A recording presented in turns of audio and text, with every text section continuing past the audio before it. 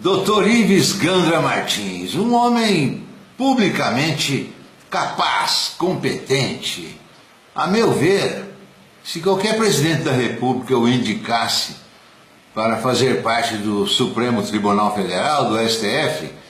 Mas eu também estou convencido que o presidencialismo é o sistema da irresponsabilidade a prazo certo. Eleito irresponsável não se põe para fora. O parlamentarismo é o sistema da responsabilidade a prazo incerto. Eleito um irresponsável, ele é afastado por voto de desconfiança sem problema nenhum. Nós estamos vivendo a crise que nós poderíamos ter evitado se em 88, quando foi todo o projeto preparado com o sistema parlamentar de governo, não 10ª hora o Congresso voltou atrás e manteve o presidencialismo. Eu já disse aqui trilhões de vezes e vou repetir. Quem fez a Constituição do Brasil de 1988 foram os comunistas. O PMDB, que lá durante o regime militar, foram todos para lá. E depois, pluripartidarismo desmembrou-se em vários partidos e foram eles, os comunistas, que fizeram a Constituição de 88. O presidencialismo sempre foi um regime de instabilidade no Brasil, desde 1889. Ele é professor da Escola Superior de Guerra, ele dá aula para coronéis, para generais. Porque eu sou professor da Escola de Comando de Estado-Maior do Exército há 26 anos. E professor da Escola Superior de Guerra e sou professor emérito das duas organizações. Quando você tem 80 anos, você ganha professor emérito. Ele tem o poder de influenciá-los em decisões importantes. A presidente Dilma foi citada em 11 vezes, pelo menos, segundo o senador Arnaldo Caiado, na Operação Lava Jato, como tendo conhecimento. O senador Renan Calheiros é acusado, inclusive investigação, foi definida a quebra do seu sigilo, porque também foi citado diversas vezes na Operação Lava Jato. O deputado Eduardo Cunha foi citado repetidas vezes, está inclusive com um processo na Câmara, no Conselho de Ética. Nós estamos com 3 autoridades, duas casas legislativas, seus presidentes e o presidente da República, todos eles com seus nomes citados como tendo conhecimento da maior história de corrupção do mundo. A Petrobras, ela foi e é alvo de um mega esquema de corrupção. E o Procurador-Geral da República, Rodrigo Janot, arquivou um pedido do Tribunal Superior Eleitoral para investigar as contas de campanha da presidente Dilma. O procurador-geral Rodrigo Janot respondeu que o prazo para recursos já se encerrou. As contas foram aprovadas em dezembro. Ele ressaltou a inconveniência de a Justiça e o Ministério Público Eleitoral se tornarem protagonistas exagerados do espetáculo da democracia. Um enorme esquema de corrupção que eu, com 31 anos de Ministério Público, jamais vi algo precedente. O Procurador-Geral da República, que é um cidadão digno, etc. Entretanto, todos acham que há uma certa seletividade na sua maneira de agir.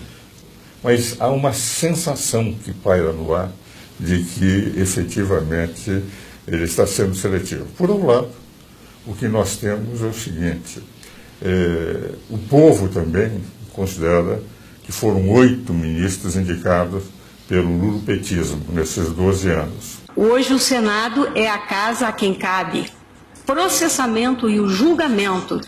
Mas assumamos que nós estamos fazendo uma manipulação do processo, para efeito ad hoc, para interferir no processo. E a mim me causou uma grande impressão nesse momento em que o Supremo deveria dizer o processo é político, tem que ser decidido pela Câmara.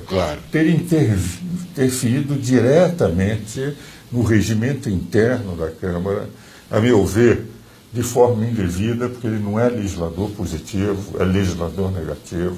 A Câmara poderia, para zelar pelo seu poder normativo, até não aceitar a decisão do Supremo, se o Supremo resolvesse interferir, recorrer às Forças Armadas com base no artigo 142. Quando o STF, a Suprema Corte, julgou que o Poder Executivo comprou o Congresso Nacional com dinheiro de estatal, isso aí deveria haver intervenção, sim, para que esse governo que compra Congresso com dinheiro de estatal, fosse mandado para o seu devido lugar. O artigo 49, inciso 11, é claríssimo na Constituição. O Congresso Nacional tem que zelar pela sua competência normativa. É do Congresso Nacional, não é do Supremo. O Congresso é eleito por 140 milhões de brasileiros. O Supremo é eleito por um homem só, o presidente da República. É uma diferença. E cabe às Forças Armadas, se houver um conflito entre poderes, só restabelecer a lei e a ordem, a pedido de qualquer poder que se sinta atingido pela invasão da sua competência e atribuições.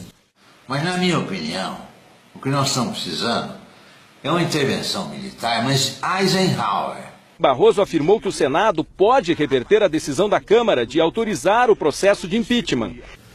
Invadiram competências da União, amesquinharam a Câmara dos Deputados, tornaram uma casa inferior em relação ao Senado. O Senado passou a não mais só julgar o presidente, mas julgar a própria Câmara, e não poderia ter sido mais infeliz a decisão. O conceito pós-moderno de democracia é a segurança do direito. Isso é o mais importante. Qualquer sistema político garantidor da democracia, da segurança do direito, é um regime democrático. Então nós precisamos de intervenção militar, sim. Caso contrário... Culpa grave é crime de improbidade administrativa. Ela deixou o Brasil ser saqueado, no nível de Petrobras, de bilhões e bilhões de reais. Por outro lado, as pedaladas fiscais. Desde 2013, o governo estava sendo alertado por técnicos do Tesouro Nacional de que não poderia fazer e que o Brasil, com aquelas pedaladas, ia perder o grau de investimento. E não tomaram nenhuma medida para ganhar eleições através. Quando ela diz, eu fui eleito pelo povo, é mentira. Ela foi eleita pela mentira. Porque ela mentiu o tempo inteiro que tudo estava bem no Brasil e ela sabia, desde 2013, que estava ruim. Então nós temos todos os elementos. Mas o julgamento de impeachment é um julgamento político. E quem vai decidir vai ser a pressão popular sobre o Congresso. Eu repito, não basta o impeachment. Nós temos que tirar toda a classe política. Tem que haver uma intervenção para que nós aprimoremos as instituições. Dr. Carlos Henrique Cabral. Nós estamos correndo o sério risco da banalização, da judicialização do país.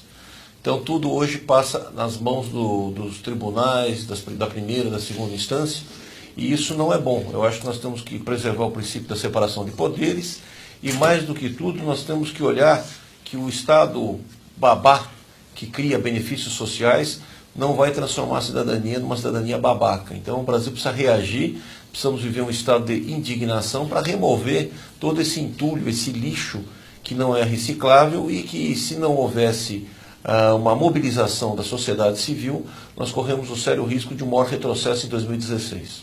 As soluções existem, mas o poder não quer modificar nada, porque eles estão todos milionários e confortáveis e protegidos à custa da escravidão do povo brasileiro. Nós temos que dizer basta. Nós temos que dizer independência ou morte, que é o brado de 1822, que ainda ecoa, mas não se estabeleceu. Nós somos escravos do crime organizado, encastoado no poder do Estado.